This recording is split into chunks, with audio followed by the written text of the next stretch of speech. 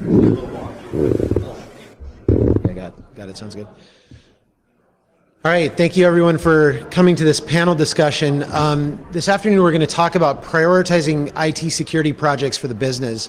That's something that's pretty near and dear to my heart. Understanding how to prioritize IT security, how to get the business involved in risk, and understanding how to make that something that you get the whole business engaged with. The moderator this afternoon is Steve Barone. He's the Chief Executive Officer for CBI, which is a cybersecurity risk management company. And Steve Barone. Thanks. Thank you. It's fun to be here and watch ConVerge grow. A couple of years ago, they were at Wayne State, and it was the first significant investment we've made in ConVerge, and the partnership continues to grow and grow and grow. I think it's better here, don't you? I mean, if you've gone to the other ones, it was easy. We moved the company downtown, and it was easy to take the People Mover over and get off the People Mover and use it for something other than a Red Wing game, and without drinking, actually, like we had done at most of those. So anyway, it's fun to be here, fun to invest back in ConVerge and watch the group get a little bigger and broader. We're trying to bring a business acumen to ConVerge. So we love the technical side of it, and most of us are technical, although in my case a little rusty. But we're trying to bring the business side to ConVerge a little bit so you can understand why we do what we do and when we do what we do. Today, asking these very esteemed leaders of the IT community to sit with us and figure out and pick their brain as to why they decide to work on projects at a certain time helps answer the question of, hey, why aren't you guys more secure? Why don't you fix all of this right now? And it's just something that can't be done, and we're going to ask them questions based on that. So some good news. The Verizon data breach report is out. Symantec's internet security threat report is out. Gartner just updated and released the Magic Quadrants. And the good news is, boy, are we in the right growth industry, right? I mean, there is money coming in like crazy. There are problems like crazy. And there are really innovative companies doing amazing things to help us get control of the security infrastructure. This means that groups and people like you can continue to invest in your career and understand that this thing's going to be going on for a while. The bad news that's in a lot of that same report is, boy, is cyber espionage on the rise. It's now, I remember when we started doing security, CBI's been around 26 years. And we were a think tank for 20 of those years. And I can remember when we left our remote access roots at the end of the 90s and began to focus on keeping people out rather than letting people in, how tough it was for people to care about computer security. And we would warn them of things like cyber espionage, even though we knew it probably wasn't going to happen. Well, there is no thinking it might happen anymore. It's going to happen. Your business is going to get hit in some way, shape, or form, and how you prepare for it is how you're going to deal with the consequences. So here's some of the things we've seen. 300% increase in targeted phishing attacks. The phishing attacks are getting really, really good. The other day, I got an email from Delta. I haven't flown as much the last couple of years, so I wasn't Diamond anymore with Delta. And I got an email saying, congratulations on your mid-year Diamond upgrade. And I'm like, that's awesome.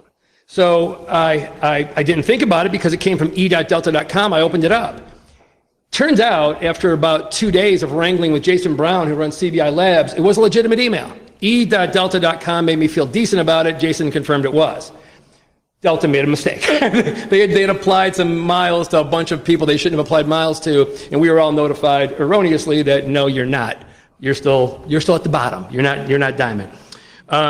So we're seeing an increase in phishing attacks across the board. Economic espionage, such as spyware, stealing trade or commercial secrets, or ransomware, remain a consistent threat. And some adversaries are no longer relying on malware, and everybody's a target. If you've been in this industry for a while, you've got individuals that have probably had ransomware as a factor, and you've got small business friends that have ransomware that's hit them, and we've all seen the middle size and larger companies get hit with ransomware, and those are getting more complex. So today we're going to talk to this crew about how they're handling all the threats that are hitting their businesses and how they're prioritizing what to go after and knock down in the year. If you spend time in corporate America talking to decision makers like these guys, you know that they've got a board somewhere, you've probably seen it, and that board is full, baby. I mean, it is full of stuff that they want to get to, and they're trying to figure out the most logical path to appeasing all the stakeholders to get there. So we're going to dig into that a little bit today. So with me today are Martin Bally, the VP and CSO of Diebold Nixdorf, David Derajotis, the Corporate Vice President for Burns and Wilcox, John Scrivens, the Global Category Manager for Harman, Russ Gordon, the Global IT Risk Manager for Borg Warner, and John Bisco, the CISO for CBI. All right, so quite a group that we got here today to talk to ConVerge, and I think it lends a lot of credibility to where ConVerge is going as a show that guys like this are here today. I'll start this off with you, Russ. How do you typically work? In a perfect world, you've got that board, and you've got all the stuff you got to go get done, and you pretty much know that the board's bigger than the year. How do you work with other stakeholders in IT, networking, server, architecture, ops guys, to get cybersecurity projects prioritized and have them not get in the way? I don't know if this is working. There you go. So the first thing I do is try and make sure that they all get involved and get engaged with the project. The more you can get them on board and feel like they have a piece of the action, the more you're going to get them to work on your projects. Sometimes you can get them to work on things on your board that you wouldn't normally get to because they get excited about it. And so you can kind of give them a piece of your board while you're working on something else. So that's kind of how I do it, is trying to make it exciting and fun and not just bark orders to people and tell them this is how I want it because I'm in charge of security. I let them have a piece of the action. Thanks. John Scrivens, what about you? With Diebold, how do you handle the politics? Pardon me? Oh, sorry. That's what I knew that. Sorry. And I'll do that probably over and over again. John with Harman. How do you deal with the some of the inner politics that go along with getting the different stakeholders on board? Yeah, so that's an interesting aspect in any position. It has to come down to the stakeholders that are involved in prioritizing the return on any specific project or application solution set that you're looking to bring in, identifying what the risk and what the rewards are into doing that. Obviously, you need to present it in such a way that we're all one team, and what is the ultimate solution that we're trying to get to.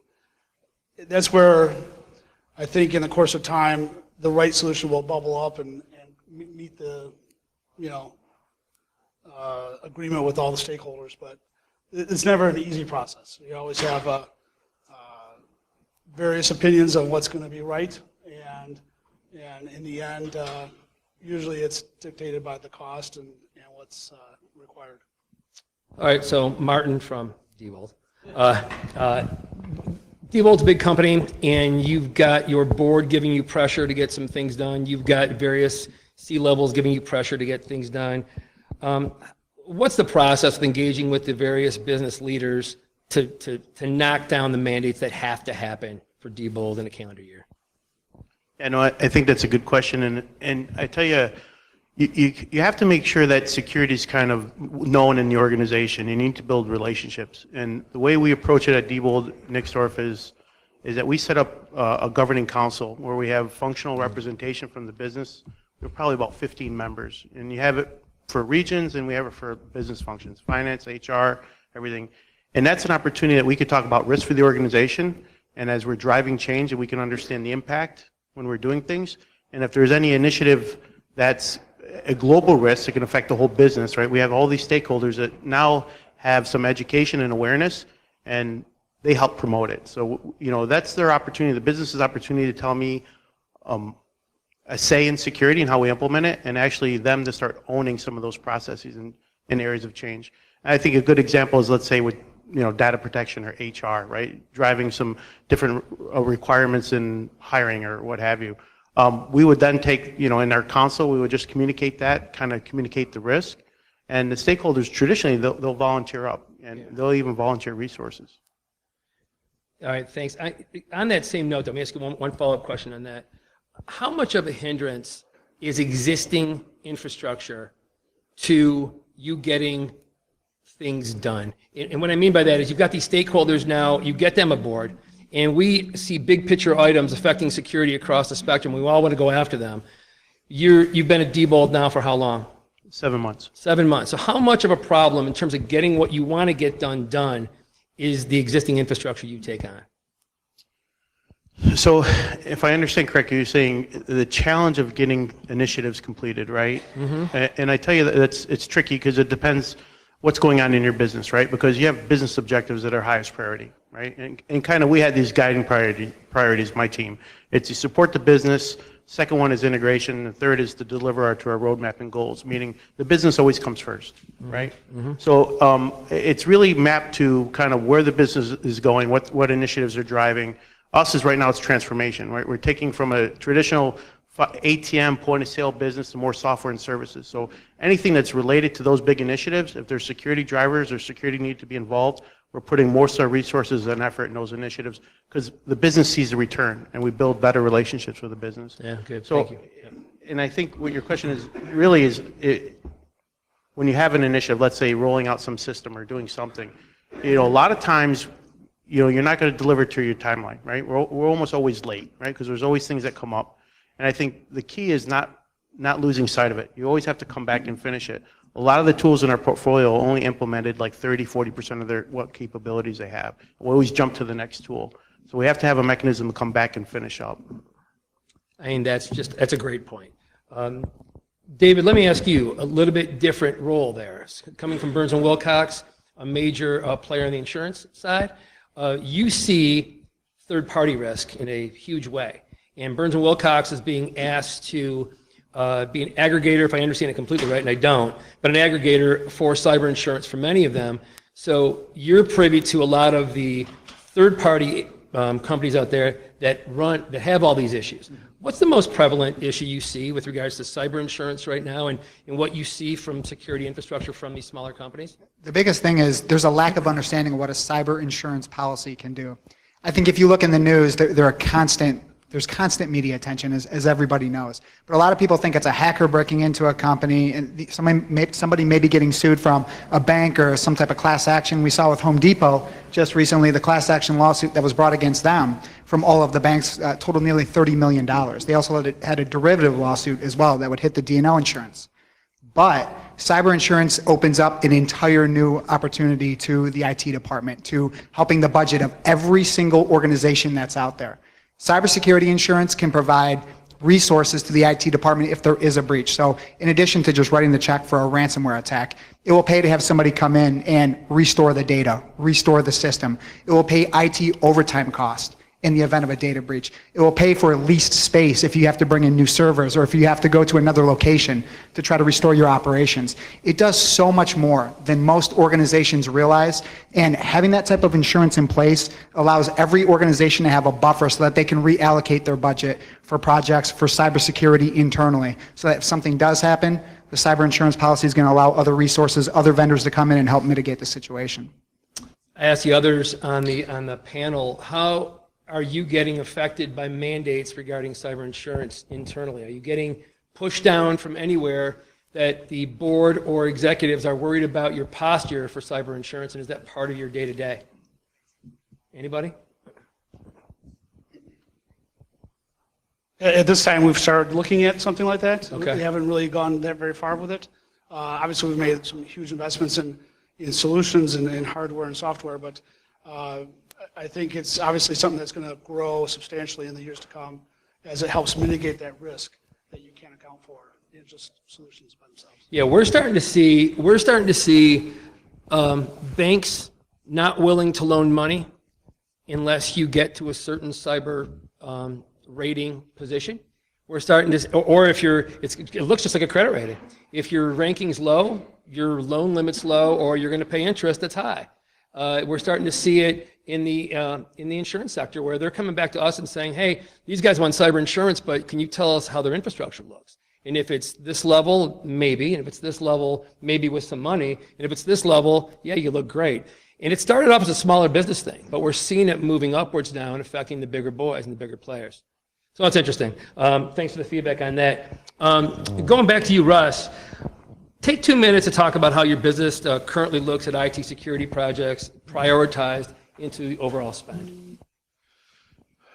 So we do a analysis every year, enterprise risk management, that encompasses more than just IT, but a big part of it is IT. And we look at where our risks are, and we focus on that with those risks, and we kind of look at kind of a roadmap where we like to take things, and we do it over a 3-year period, because I think anything over 3 years, you kind of need to reevaluate because the technology and then the risks change so often. But we do a risk analysis over about 3 years, and we look where our risks are, and we kind of put forth those risks, regardless of cost. We put forth what those risks are. And then once we take that to the executive board, C-level, we kind of, I wouldn't say scare them, but we kind of let them know of what risks they have. They don't want to be the next people, the next company that's in the Wall Street Journal, complaining that they were hacked. So they find a way to spend the money and give us the money. And it's for us, it's never been a problem, or my problem, getting dollars for projects. For me, it's resources. So I think there's a separate distinction, because a lot of times there's OpEx and there's CapEx, and a lot of times companies have more operating than they have capital, or vice versa, and so they don't want to add the resources you need, and they'll let you bring on technology. Eventually, you're going to need to bring on people to work those programs, but we kind of, like I said, after we do that risk analysis and we find the right tools, and hopefully we have the right resources for it, and then we take a look at what the normal IT spend is, the IT budget, and we look at, we try to stay industry average, probably about 1 to 2% of the total IT spend is on security. Martin, can I ask you the same question? So it's exactly what Russ was saying, and we use a number of different inputs, right? One is really kind of where threats are going in our vertical, right? And then we look at what specific projects or technologies, what demands we're getting from the business, right? And what are really mapped up to the strategic roadmap of the business. Those are a couple inputs we look at. And also the risk assessment, which is really important. And then I think a fourth input that we look at is what tools are in our portfolio that aren't working, that aren't delivering, that we already put enough investment in, and that we have to sundown, because it's that lifecycle management of those things, because they still reside, right? And there's still some effort to maintain them, and we could increase the amount of capacity we have if we just sundown those tools that aren't effective anymore. So those are kind of the four things we look appreciate at. that. John Bisco, as we listen to the prioritized spend for security from these companies, these large companies, we know that one of the ongoing issues we're dealing with is the vetting of third-party suppliers, right? What's your opinion on the danger there and in the corporate attention and spend being placed on it? Where's that going? Well, the danger is getting much worse. As our adversaries are trying and bumping up against our defenses on the corporate side, they're finding our third parties as being that easier target to go after. I think the most prevalent and widely known example is the target breach. And so when you look at your third parties, you have to start evaluating them along the same lines that you're evaluating your own internal risk assessment. Martin mentioned his risk assessment that he performs at his organization. At my prior organization, we had the same thing. And we would tier our third parties. We look at all of them, from catering all the way up through our core service providers. We would look at what services they're providing to us, and we would risk rank them. We would have different levels and gates of analysis that we would do based on the service they were providing to us, the impact that it would have to us in case something happens. So I think we're seeing more and more of that, and I think that's the direction that we're going to continue to go down. As we reinforce ourselves, we've got to start pushing some of that risk analysis back on our providers. John Scrivens, how does that affect you? You've got, not only does Harman have a lot of suppliers, you just went through a massive acquisition, and you're dealing with that now on a global scale that's even bigger than it was before. How much of a problem is that? I think it's more of a problem with just processing the sheer number of suppliers that we have and identifying what those risks might be. For me, it's about aligning with the best suppliers in each expertise of a specific area. Because when you start getting off that road, you just don't know what you're getting into. So really, I try to focus on the name brands, the ones that are in the Gardner reports, the Forrester reports, and the ones that someone has brought in through some division or some small spend. We try to pull those out and consolidate away from them. Dave, let me ask you the same question. So you're insuring these companies, and third party, you can insure all day long, and without a verification process or name brand is good, but Target used name brand people, and Target, an HVAC company came in and created all the damage. What are you doing with regards to third party verification and third party quality, I guess, of security infrastructures out there? Yeah, that's an interesting question, because with cyber insurance, it can be extremely technical, just as cybersecurity on the IT side is. And insurance carriers, brokers, they try to boil it down so that the underwriting process is as simple as possible. On the cyber insurance side, you'd be shocked at the minimum number of questions that are asked in order to generate a premium and to provide a policy to somebody. So on the small to mid-size, and I'm talking about $100 million in revenue and under, there are typically 6 questions that are asked in terms of generating a problem or generating a premium and doing a full risk analysis. Now, it depends on the type of industry that you're in. If you're in the banking sector, if you're an insurance plan, if you're a data aggregator, it becomes a little bit more in-depth with regards to the underwriting, the overall risk analysis, but it's surprisingly simple. Probably 5 years ago, there was a 5-page application, a 10-page application that every organization had to complete in order to apply and qualify for cybersecurity insurance.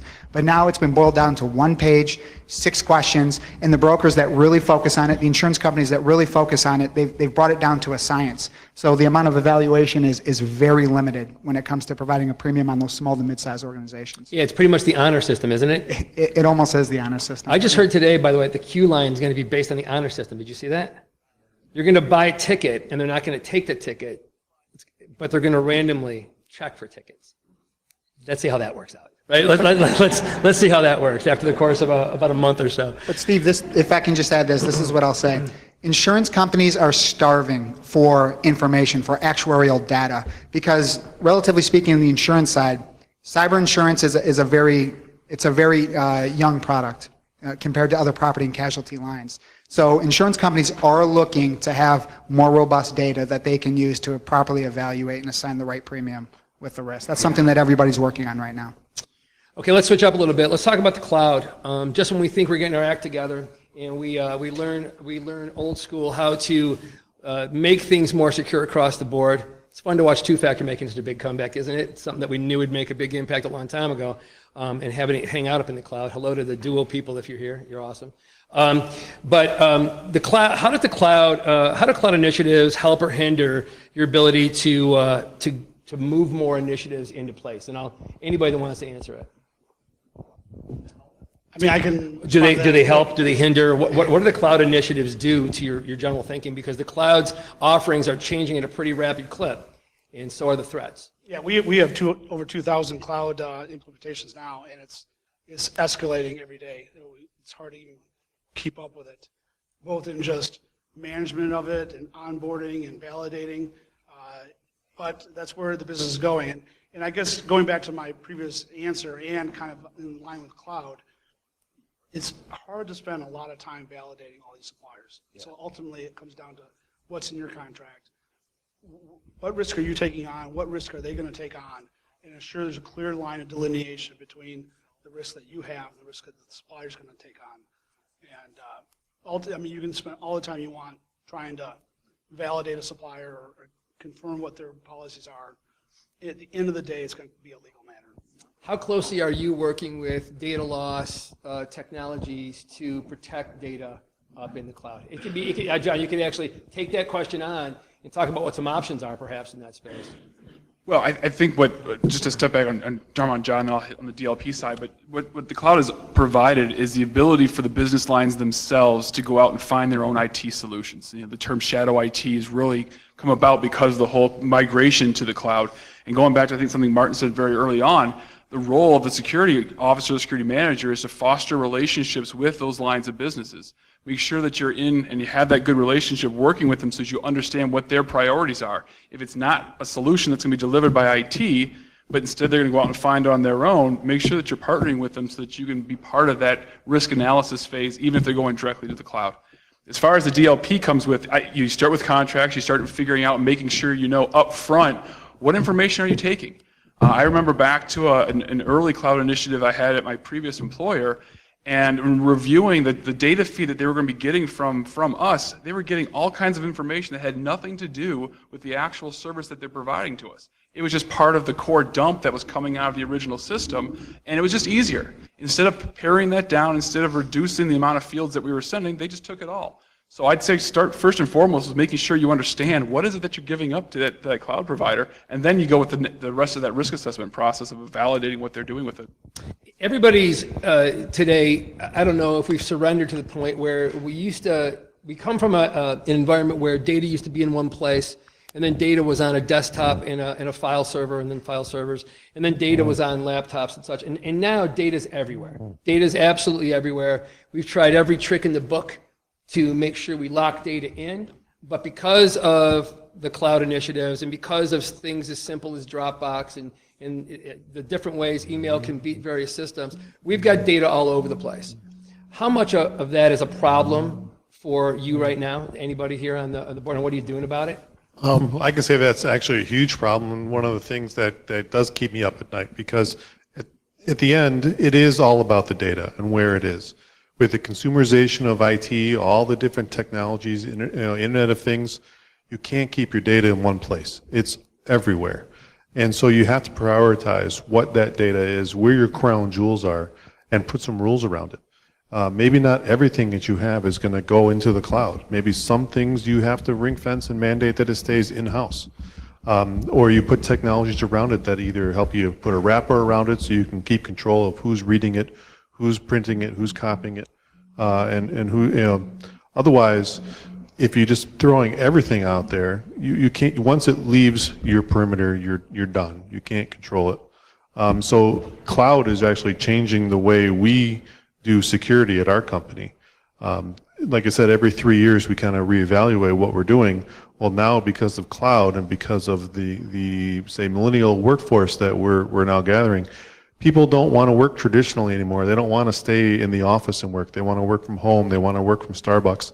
And so we have to start putting security at the data level and at the endpoint level, because we can't put it at the perimeter level anymore because people are not staying in one place. That's exactly right. Martin, I know you wanted to answer this, right? With data protection, to be honest, right, you really have to look at data classification. What's the value of the data? What's the impact to the business if it's in the wrong hands? And once you get that, because you understand, you have to understand the workflow. Where does that data need to reside? Because we focus a lot on like data in transit and data at rest, but the problem is that data goes outside our managed devices, right? It's going to go on a home PC, on a mobile phone, sent through email, and areas that we don't manage. So I think a lot of people talk about DLP, but I think that's going to evolve into more of like a DRM or IRM solution, where the actual data itself is going to be encrypted and wrapped, and you're going to need to have the right type of keys to access it at all times, right? And I think that's where it's going to change into, because with DLP, you can get some rule sets and understand. You really need to know the business process to know what rules. Can you send this email out? Is this technician allowed to put that on a USB or not, right? There's always going to be deviations. So really, I think the future is encrypting everything, and if you're an employee, you'll have access to it, and then you'll start shrinking pockets. Say finance can access finance data, engineering can access engineering data. So I think that's where we're going to evolve to, probably real soon here. So we did a thing about a year and a half ago. I think we asked a couple of the guys that are up here some questions. We said, hey, what's your encryption posture? What are you doing as a company? What's it look like from cradle to grave? Can you explain it to me? And I was surprised, but then again, not surprised because of how busy we all are, how everybody had a grasp on encryption in pockets in the company, but not an encryption picture overall. We built an encryption assessment led by Wolfgang Gorlick, and we did it for several companies here in the Southeast Michigan area, and looked at their encryption game plan over the next 5 years. What was already there, what we're dealing with, and what might go back out the door. And everybody wants it, but everybody also understands the complexity of it. And nobody wants to be the guy to put the end user in a position where they're inconvenienced, perhaps, with all the complexities behind encryption. So we know it's a big play, and we talked to all Gemalto and Duo and PKware and a lot of the guys that are doing some funky, cool encryption plays. And we're finally seeing encryption be able to happen on the fly with technologies transparent enough in some of the ways we do it. And I would agree with you. We think that, along with things like two-factor, are a significant play in protecting your data. So I appreciate that. On that note, and knowing that we got data all over the place, what's the biggest hurdle or two you have today in moving some security projects forward inside? What are you facing as one of your bigger hurdles besides budget? Anybody? I'll just say real quickly, there's two main things. One is capacity, right? Because there's just so much work out there. And also managing capacity with intrusiveness to the business, right? Because you cannot just make a big bang. If you implement some new technology, it has to be in a crawl, walk, run mentality. Because if you introduce some new technology, it's going to be seen as intrusive. It could break business processes. And once you get that bad rep with the business, it's going to be hard for future projects. So it's really kind of understanding that you're going to take, it's going to take time, right, to get something through. And then is really the resources, right? Because you can always get, consulting dollars and get people in, but in some regards, a lot of times they don't know the business, and the business wants to work with people that they deal with all the time, right, that they're seeing every day. So that's kind of the challenges that we see right now. Yeah, thank you. Anybody else on that? John Scrivens? Yeah, I guess I would kind of agree with that and say that I look at the security products as being value preservation, where you're trying to preserve the value of the company. And a lot of the products that we get involved with are value creation. And you're constantly fighting that battle of, am I doing something that's increasing revenue, or am I doing something that's preserving revenue? And that's quite often the trade-off. And thinking back to the previous question too, a lot of it's governance, policy that you establish. We're faced constantly with a lot of the cloud solutions not being enterprise type solutions where just anyone can call up with a PayPal account or a corporate card and sign up for an account, and before you know it, you've got data moving somewhere you're not even aware of, and it is trying to address those situations, and that's where I say trying to align ourselves with robust cloud solutions that are set up for enterprises, and not smaller solutions that really have that ability to be robust in not just an account perspective, but also in how they interact with the corporation and what kind of contracts they provide. Yeah. So I think for me, I've always been nervous that I picked the wrong technology. There's so many technologies out there that, and I get phone calls every single day to the fact that I don't even answer my phone anymore, because there's 20 different people a day who want to sell you a technology that you may or may not need. And then how do you pick the one? How do you pick the one that you want to do that's going to solve your problem? Not one technology is going to solve all of your problems. So you kind of sit there and you're afraid to make a move because you pick one and you get behind it, but then something else happens, and then your boss or some other company manager comes up to you and says, well, didn't we have something to protect against that? So I think knowing that we don't have the budget, knowing that we have to pick something.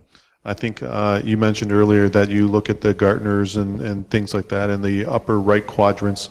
You generally can't go wrong with those, but I think you have to take a couple things into account. One, if you're not going to solve the whole problem, you have to pick at least two of the problems that you can fix, and at least focus on that. After you do that, and then you have to reevaluate and see what's the next project that I'm going to work on. But knowing you're not going to hit a home run or hit it out of the park with the first project and spend the only spend that you have, it's a continual effort, and you have to reevaluate. And sometimes you might get rid of a product that you just bought because you found something that's really going to solve your problems. But to me, that's always been the struggle is finding the right tools to fit the business. and making sure that it was the right decision. Yeah, for me, it always comes down to resources. In the big picture, the money is the easy part. Yeah, you might have to go through multiple board presentations. You might have to present to try to get the funding approved. But once that's done, finding the bodies to help you deliver, it's always been a challenge. Whether it's within my own team in security, whether it's within the IT teams, that you always have to get involved, because no matter what security control you're putting in place, you're usually going to need someone from IT or IT ops to help you roll that out. And then you've got to compete on the business side. You know, Steve, you mentioned it, a lot of these things impact the day-to-day work of our peers, of our employees, of our colleagues within our organization. And they care about security, but really what they care about is doing their job and getting their job done successfully. And the whatever change we're trying to put in is going to disrupt their day. And we're being viewed as someone who's making their lives more difficult. So we're competing for their mind share to make sure that they're listening to our education, listening to our training, and getting them involved to buy in and actually changing their behavior to do it the way that we're asking them to. So for me, it's always been about resource and getting their attention. So on all that note, all of that makes sense to me. Is Russ, when you were talking, I was thinking about, we feel the same way, by the way. As a consulting company, we've got a different company knocking on our door every hour to come show us how they've conquered endpoint security. And we do what you do. We look at a Gartner Magic Quadrant and say, well, no one's going to get fired for looking at the products up here. And then we begin to look at their investment in long-term planning and say, hey, is this worth a spin to put it back to John's group, back to Jason's group, to go do a deep dive eval on it for 90 to 180 days. How important right now for anybody up here is, how difficult is it for a smaller vendor or a new start that's a single product vendor to crack your company? When consolidation of vendors in this world we're talking about is a better way if you can trust the data. So, for example, and I'll give you a couple examples. Tanium and CrowdStrike and others have come after the endpoint the last couple of years very aggressively with solid products. But when you're with one of the stalwarts, you've got a comprehensive platform and more of a single throat to choke. How much of a factor is that as you're buying? For us, like you said, you're never going to get fired for looking at the top right, but it really depends on the risk that you're facing, or that we're facing. If we're willing to take a chance, say on a smaller company, smaller play, they have to solve the problem first and foremost. And for me, I need to get information from, say, other companies that they've delivered work to make sure that they've said they do what they say they can do. I'm a little nervous working with those first startups.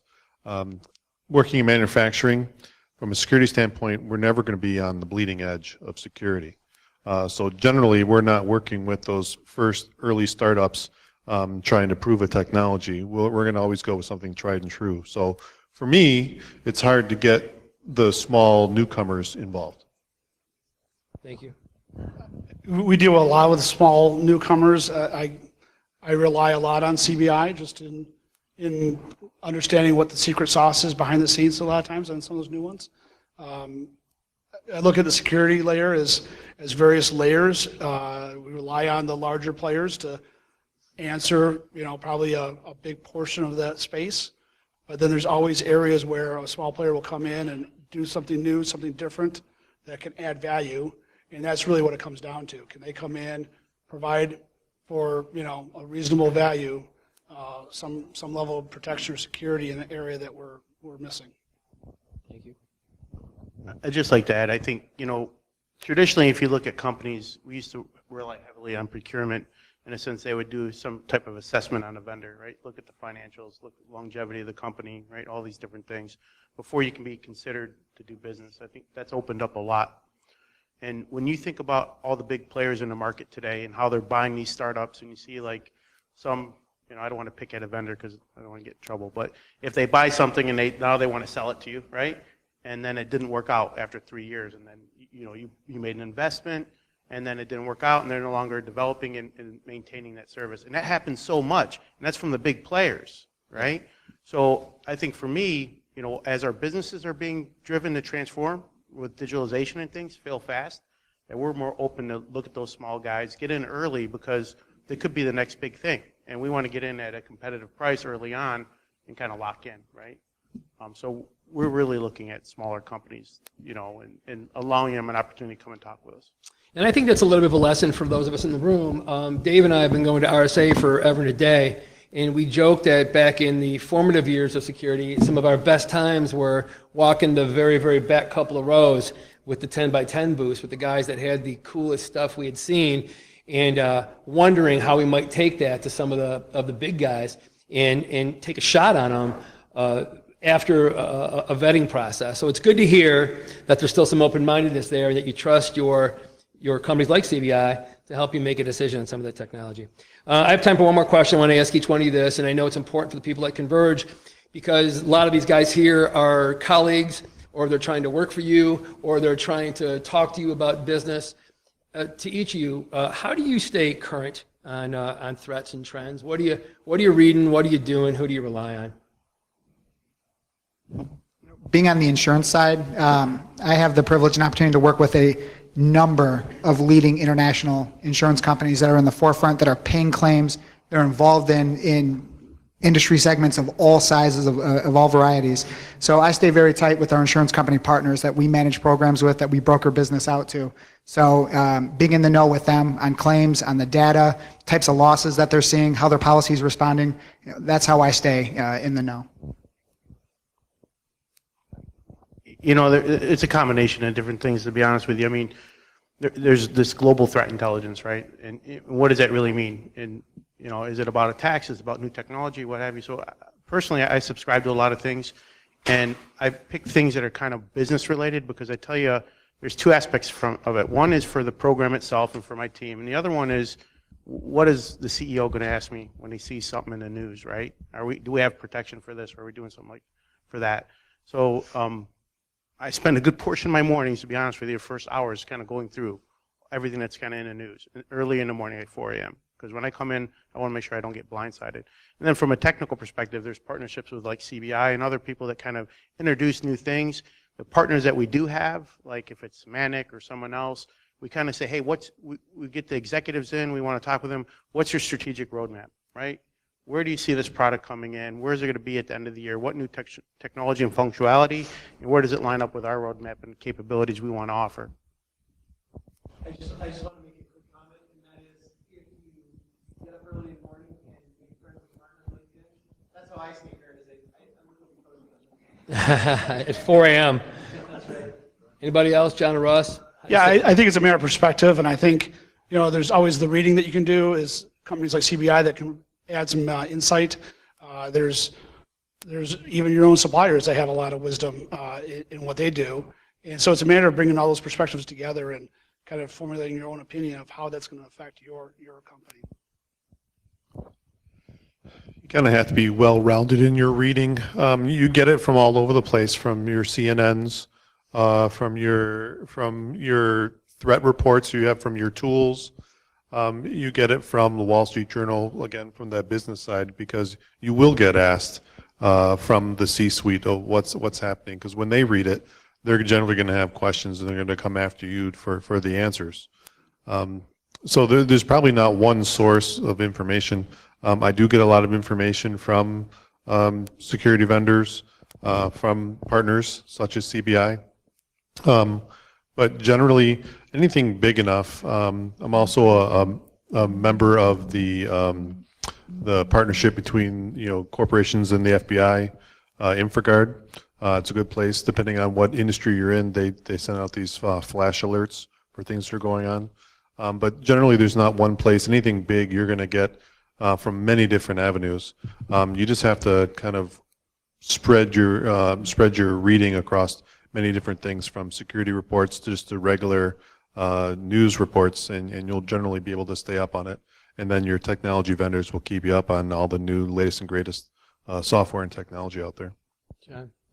And the last thing I'd add to that is don't discount your peers in the same industry. On the business side, I remember, as banks, we would compete, but within the trenches of security, within the trenches of IT, relied very heavily on the peers within our own industry, because we were seeing similar things, but from different points of view in different companies. And so we were very active in the ISAC, for example, for the financial services industry, where yeah, our brands might compete, but at the end of the day, we're all trying to protect our own companies with the similar threats. And so I spent a lot of time talking with my industry peers at the same time. You guys, the security industry is a close-knit community. We've grown from the secret in the back of the lab to now a seat at the executive table. It's taken a long time to get there. It's taken a long time to get your board and your CEO and others to care about security the way they do today. So in listening to these guys, it's just so refreshing to hear the conversation shift towards business acumen so our security leaders can get their point across in a way that's taken like you care about the health of the business rather than just pushing perhaps the old geeky agenda forward to make things more secure. To me, that's the secret sauce, because you can sit with these guys all day long and executives all day long, and if you can't make a business case for the reason, and usually that ties right back down to dollars, these initiatives that we're talking about advancing aren't going to happen. They're going to find a way to say no. So as you get smarter at ConVerge and other shows, and you can bring more business acumen to the table, this agenda will move forward. I'm glad that ConVerge let us talk about business a little bit as this show grows up as well. So thanks a lot, and thanks to all you for coming. Thanks.